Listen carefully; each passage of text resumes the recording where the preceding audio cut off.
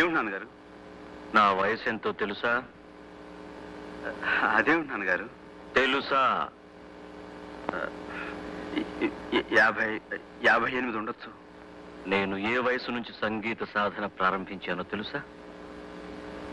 6 ఏళ్ళు.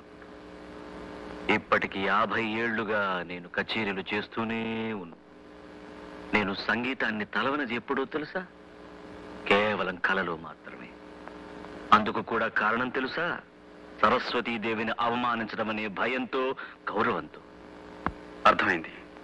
నేను అడవిలో పాడిన పాట మీరు విన్నట్టున్నారు, అంతేనా? అది పాట, సంగీతానికి వచ్చిన గ్రహపాట. నువ్వు పాడిన పాట రాగం పేరేమిటో తెలుసా? తెలుసు, హంసధ్వని. హంసధ్వన? కొంచెం మార్చాను వాళ్ళ కోసం. మార్చి ఏం చేశావో తెలుసా? హంసధ్వనిని హింసధ్వని చేశావు. సంగీతాన్ని మార్చేటంత పండిపోయావా శాస్త్రీయ సంగీతంలో?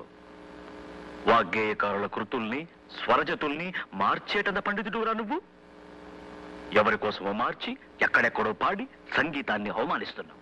నీ ఇష్టం వచ్చినట్టు నువ్వు పంచడానికి, పెంచడానికి, తుంచడానికి నీ మూతి మీద మొలిచిన మేసం అనుకున్నావా? సంగీత జ్ఞానం లేని 10 మందికి కాస్త జ్ఞానాన్ని పంచిపెట్టడం తప్ప నాన్నగారు? శాస్త్రీయ సంగీతంలో కూడా నీ విప్లవాన్ని చొరబెడుతున్నావా? అలాగా జనాలకు కూడా అలుపు సులుపులు ఉంటాయి నాన్నగారు. పాట మనసు తేలికపరిచే మంత్రపుష్పం అని తెలిసి ఆ శ్రమజీవుల కోసం నేను... ఎవరి కోసమైనా సంగీతాన్ని సంకరం చేసే హక్కు నీకు లేదు. అది సంకరం కాదు నాన్న, సంగమం. గోదావరిలో కుళ్ళు కాలువలు కలిస్తే సంగమం కాదురా, సంకరమే. అమ్మని అమ్ముకు బ్రతికే వాడికి పుట్టగతులు ఉండవు. అది అపచారం కాదురా, వ్యభిచారం. నాన్న, నేను అమ్మను అమ్ముకుంటున్న వాడిని కాదు. అమ్మ అందరికీ అమ్మేనని నమ్ముకుంటున్న వాడిని. అందరికీ పంచిపెట్టడానికి శాస్త్రీయ సంగీతం అంటే చౌకటి పూలు దొరికే ఉప్పుడు బియ్యం కాదురా. కష్టపడే శ్రమజీవుల కోసం కాకపోతే సంగీతం ఎందుకు నాన్న? సంగీతం ఎందుకు నువ్వు నాకు చెప్తున్నావా? నేను నీ తండ్రిని మాత్రమే కాదురా, నీ గురువుని కూడా. నే తప్పు పడుతున్నావా? తండ్రి అయినా గురువు అయినా నిటలాక్షుడు 3వ కన్ను తెరిచిన తప్పు తప్పే నాన్న.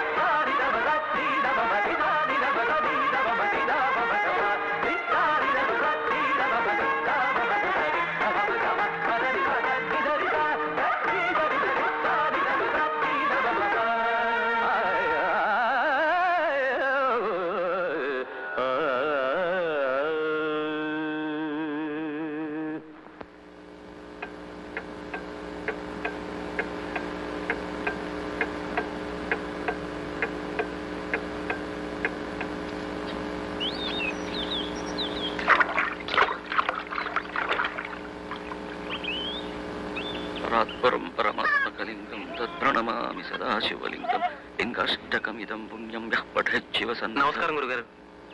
ఎవరు బాబు నువ్వు? నా పేరు చారుకేశ్. నాకు సంగీతం అంటే ప్రాణం. మీ సంగీతం అంటే ప్రాణానికి ప్రాణం. మీ కచేరీలన్నిటికీ నేను హాజరవుతా. సంగీతాన్ని ఏకలవీళ్ళలాగా అభ్యసిస్తున్నాను. బొటనవేలు మాత్రం మీరు అడగకూడదు. ఒక్క నిమిషం ఆశీర్వదించండి. దీర్ఘాయుష్మాన్ భవ. లే బాబు. మీరు కూడా తంబురా బాగా పెడతారండి.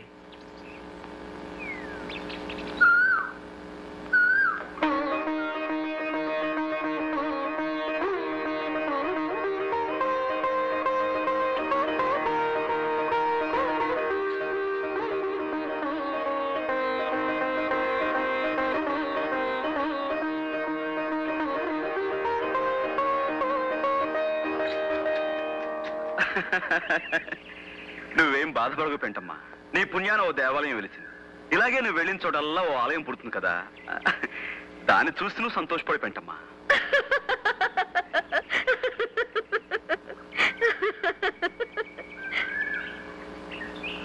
నా పేరు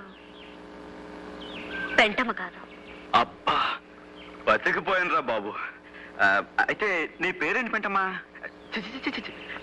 అసలు నీ పేరేంటి? చెప్పుకొని చూద్దాం.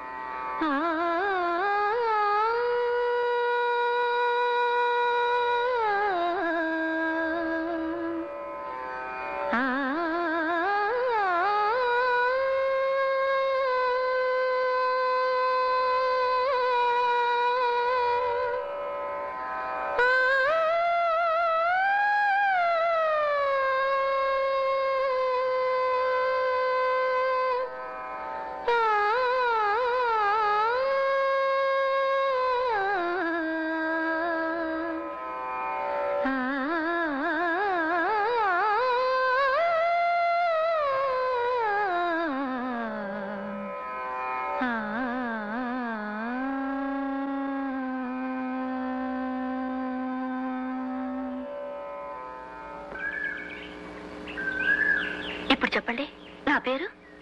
అది లలిత రాగం. అంటే నీ పేరు లలిత అవునా? కాదు, లలిత శివజ్యోతి. లలిత శివజ్యోతి. చాలా అందమైన పేరు. నా ఫీజు మీరు ఇవ్వలేరయ్యా. నా సంగతి మీకు తెలీదు. అవుననుకోండి, అయినా మా చేతనైనంతలో ఎంతో కొంత ఇవ్వాలి కదండి. తప్పదంటావా? తప్పదండి. తప్పదా? ఇగో, నేను అక్కర్లేదంటున్నా, మీరు ఇస్తానంటున్నారు. తీరా నేను అడిగాక ఇవ్వకపోతే మర్యాద దక్కదు.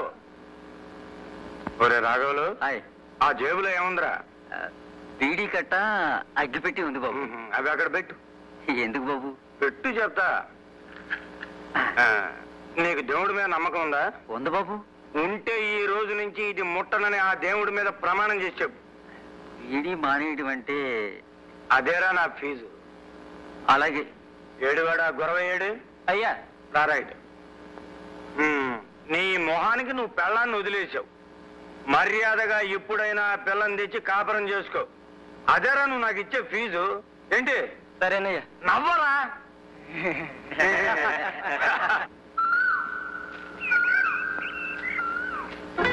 నీ పేరు నాకెంత ఇష్టమో ఇదిగో ఈ విధంగా చెట్ల మీద రాసి చూపించాను.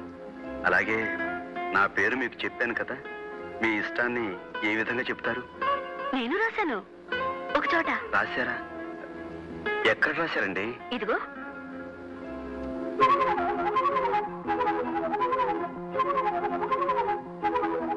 పచ్చబుట్ట.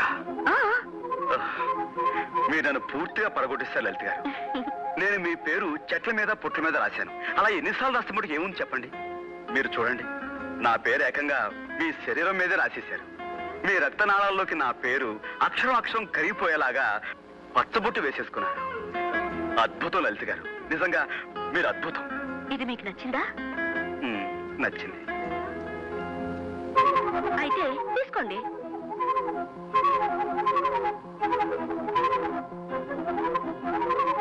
నిన్ను కన్న తల్లిదండ్రులకు కోటి దండాలు.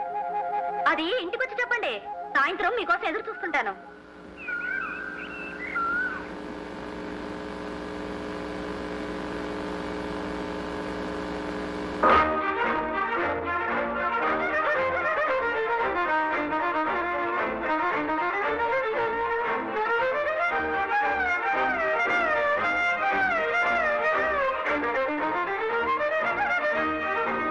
రండి రండి రండి, దయచేయండి. తమరి రాక మాకెంతో సంతోషం సుమండి. రండి రండి రండి, దయచేయండి. తమరి రాక మాకెంతో సంతోషం సుమండి. నేను చెప్పాగా మీకు నాన్నగారి తీరు. ఆహా, ఇష్టలైన వాళ్ళొస్తే పట్టలేని హుషారు, పలకరింపుతోనే మనసు ఈతగలరు. ఉల్లాసానికి మా ఈ ఇల్లు రాచనగరు. తమరేనా సూర్య? ఇలా కూర్చోండయ్యా.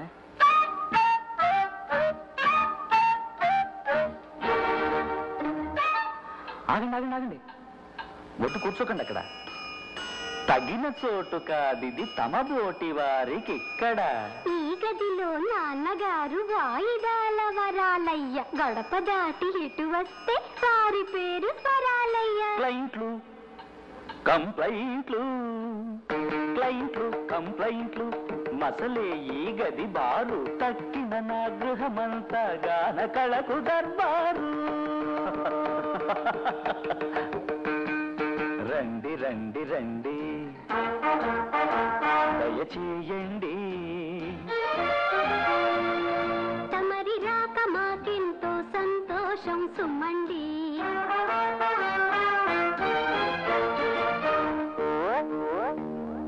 బరువు మొయ్యలేనప్పుడు కర్రుమంటూ,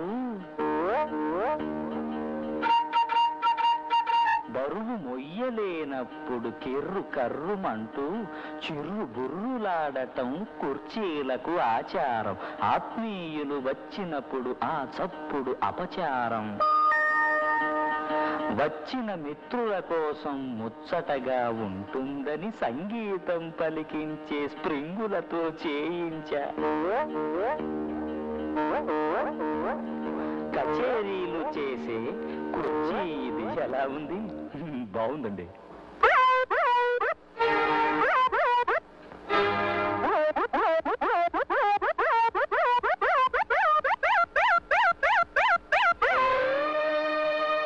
గానకళ ఇలవేల్పుగా ఉన్న మా ఇంట శునకమైన పలుకు కనకాంగి రాగాన.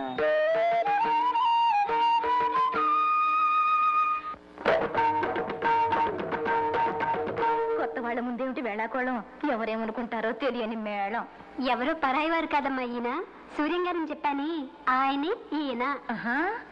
రండి రండి రండి, దయచేయండి. తమరి రాక మాకెంతో సంతోషం సుమండి.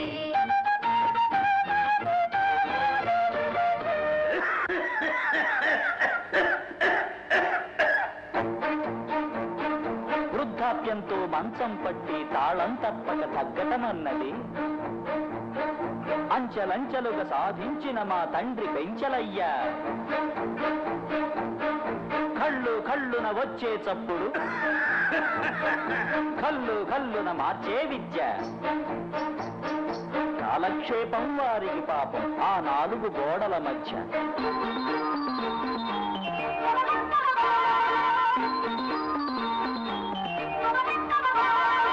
ఇదిగో మా పనమ్మాయి, దీని పేరు పల్లవి. దీని కూని రాగంతో మాకు రోజు ప్రారంభం. మా ఇంట్లో సందడికి ఈ పిల్లే మరి పల్లవి. రండి రండి రండి, దయచేయండి.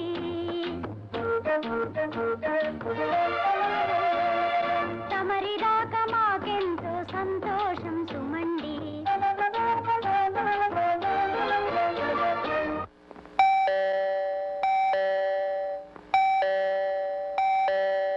Post post post post, Bavilala Varalayya BA LLB. Post post post post. మా ఇంటికి ముందున్నవి కావు రాతి మెట్లు, అడుగు పెట్టగానే పలుకు హార్మోనియం మెట్లు.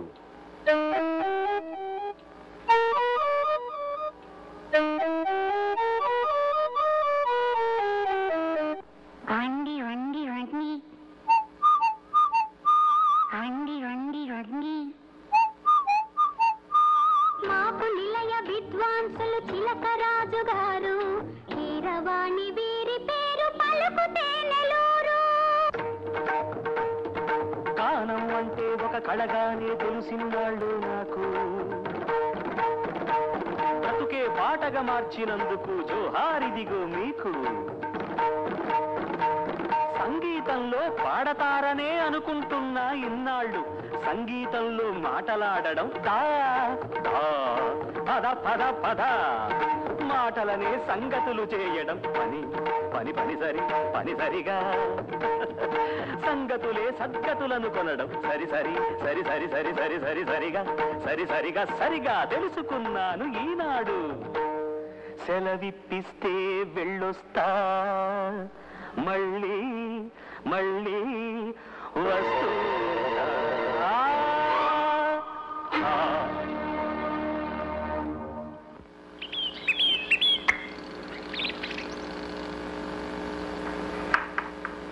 అబ్బబ్బబ్బబ్బబ్బా, ఆ అమ్మాయి మనసు తెలుసుకోవడం బ్రహ్మతరం కూడా కాదు వదినా. ఆడదాని మనసుకు ఒక రాజమార్గం ఉందయ్యా. ఏంటిది? మగాడి మనసే. నీ మనసు వైపు మాట్లాడితే సమస్య తీరిపోతుంది. అయితే చూడొదినా, అదరగొట్టేస్తాను. ఇలా మౌనంగా నడవకపోతే ఏదైనా మాట్లాడొచ్చుగా. ఓ అలాగే మాట్లాడుకుందాం. ఆ పువ్వులు చూడండి.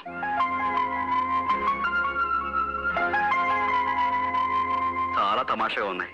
2 కళ్ళు, ముక్కు, నోరు, పెద్ద పెద్ద మీసాలు, అచ్చం మనిషి మొహలాగే ఉంది. బాగున్నాయి కదా. ఈ పువ్వులన్నిటికీ మీసాలు నేనే పెట్టాను. అంతేనా? నేను మిమ్మల్ని ఒకటి అడగాలనుకుంటున్నాను. తీసుకోండి.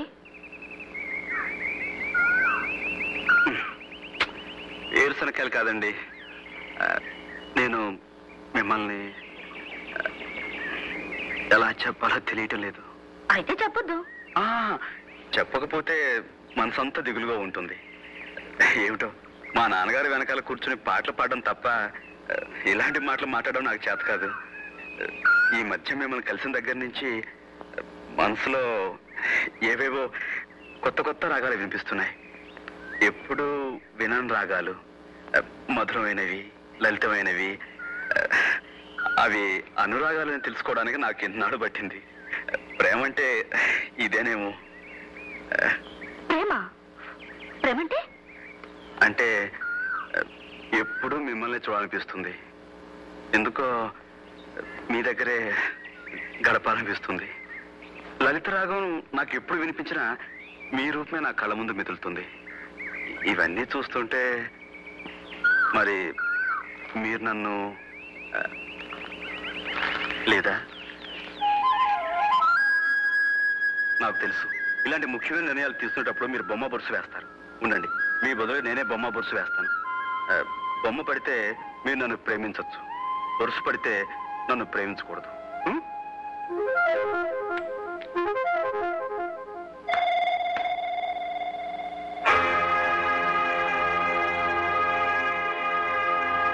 వద్దండి, వద్దు, చూడద్దు. కూడతలు వస్తే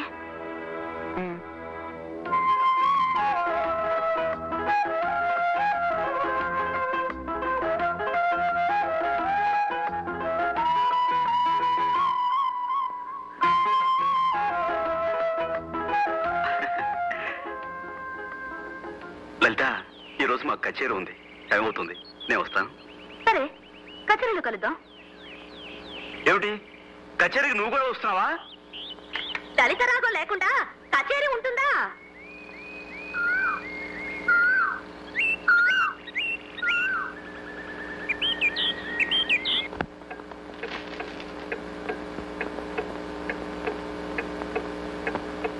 ఇంకా రాలేదా?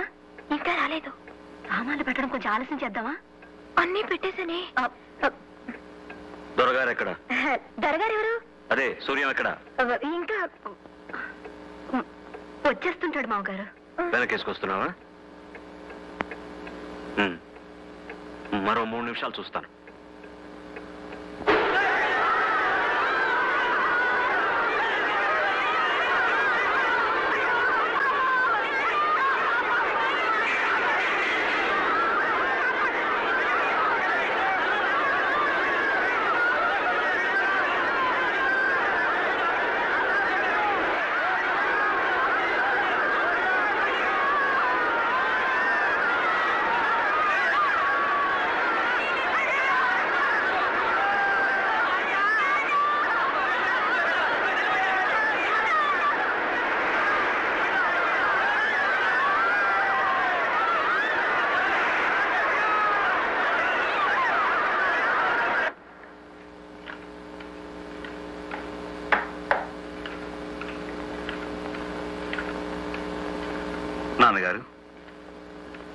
కచేరీ బాగా జరిగిందా? కచేరీకి నేను రాకపోవడానికి కారణం వద్దు. సంజాయిషీను నేను వినదలుచుకోలేదు. నాకేం చెప్పొద్దు. నువ్వు విసురు. ఒళ్ళంతా మండిపోతుంది. నాన్న, అక్కడ కొన్ని గుడిసెలు మండిపోయి నాకు అనవసరం. చెప్పిందే చెప్పే నీ గుడిసెల ఘనాపాఠం నా చెవిన పడదు. ఇంకేం చెప్పొద్దు. నాకు తలనొప్పి. మీరు సహస్ర ఘనాపాటి కదా, మీకు వినపడదు. కారణం వినటానికే మీకు తలనొప్పి. కారణం చెప్పకపోతే నాకు తలే పగిలిపోతుంది. వినేవాళ్ళు వింటే చాలు. వదినా, నీకైనా వినపడుతుందా లేదా? ఇన్ని సంవత్సరాలుగా ఒక్కసారి తప్పకుండా నేను కచేరీకి వెళ్తున్నానా లేదా? ఈసారి వెళ్ళకపోవడానికి కారణం ఉంటుందా ఉండదా? అది వినాలా అక్కర్లేదా? ఊరి చివర పూడి గుడిసెలకి అసలు గుడిసెలే ఉంటాయన్న విషయాన్ని చూడగానే సాయం చేయటం నా ధర్మం అనిపించింది. చేశాను. తప్ప కళ్ళ ముందు కాలిపోతున్న జీవితాలను చూస్తూ పాట పాడేందుకు మనసులా వస్తుంది వదినా. 10 మంది మనుషులు హర్షించే పని చేస్తే ఆ దేవుడు కూడా హర్షిస్తారంటారే, మరి ఈయన నువ్వు చెప్పొదినా, అసలు నేను చేసిన తప్పేమిటి? సరే, తప్పైనా ఒప్పైనా జరిగిందేదో జరిగిపోయింది. భోజనాలు పెడతాను, రండి కూర్చోండి. మామగారు మీరు రండి. వద్దమ్మా, వద్దు. వాడు చేసిందే ధర్మమని వాడికి అంత గట్టిగా అనిపిస్తే మనిషి కర్మానికి వృత్తి ధర్మానికి తేడా తెలియకుండా వాడిని పెంచిన పాపానికి జరిగిన దైవధిక్కారానికి నేను 2 రోజులు ఉపవాసం ఉంటాను. 2 రోజులు ఎందుకో తెలుసా? వాడికి నాకు చేర్చి. ఈ రోజు జరిగింది సామాన్యమైన కచేరీ కాదమ్మా, రామాలయంలో కచేరీ.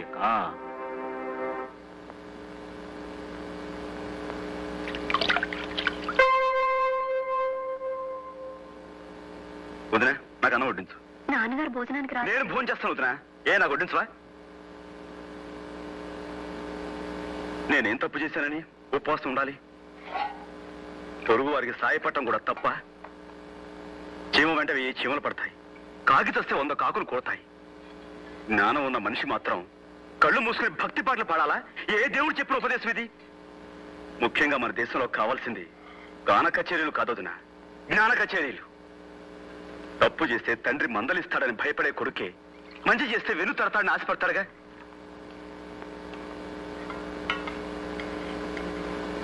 కానీ కానీ నా విషయంలో నాన్న, నేను తింటాను వదినా, కడుపు నిండా తింటాను. నేనెందుకు మానేయాలి భోజనం?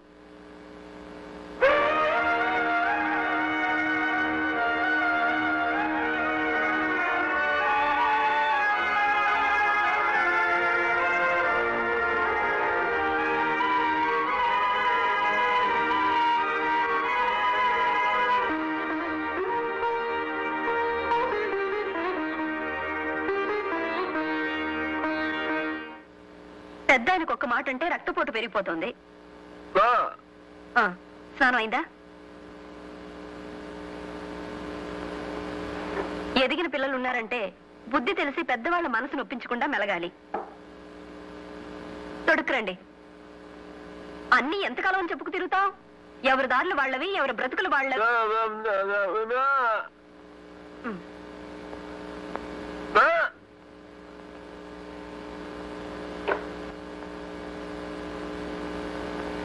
పంచి కావాలా? అతని సంగతి మీరు కూడా పట్టించుకోకుండా ఇలా కుదుమరాయిలా నించుంటారేమిటండి?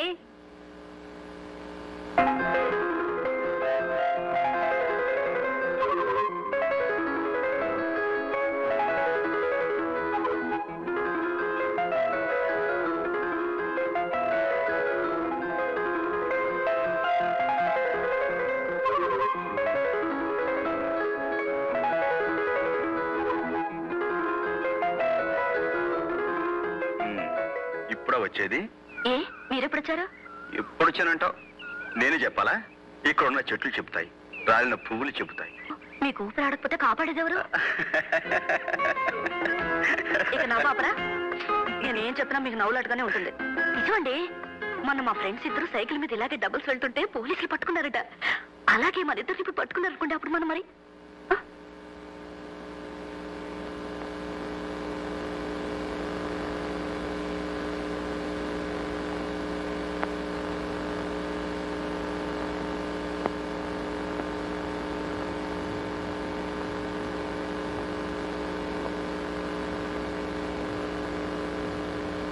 నాన్నగారు, ఈ అమ్మాయి అమ్మాయి లలితని.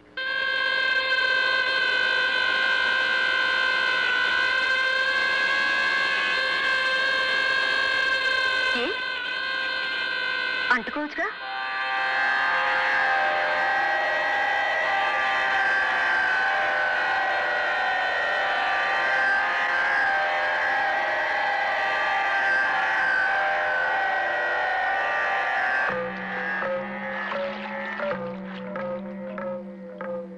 ఎలాంటి ఇల్లిది చూడు గాయత్రి.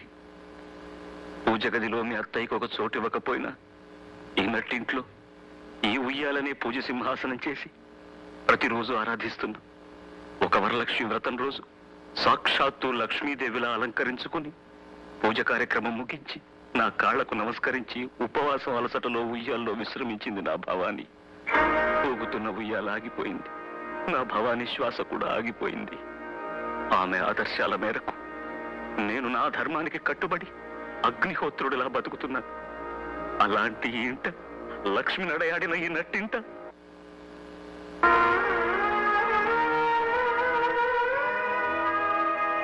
ఏమయ్య సూర్య ఇలాంటి పని చేసావు? ఏమిటొదినా? లలిత ఒక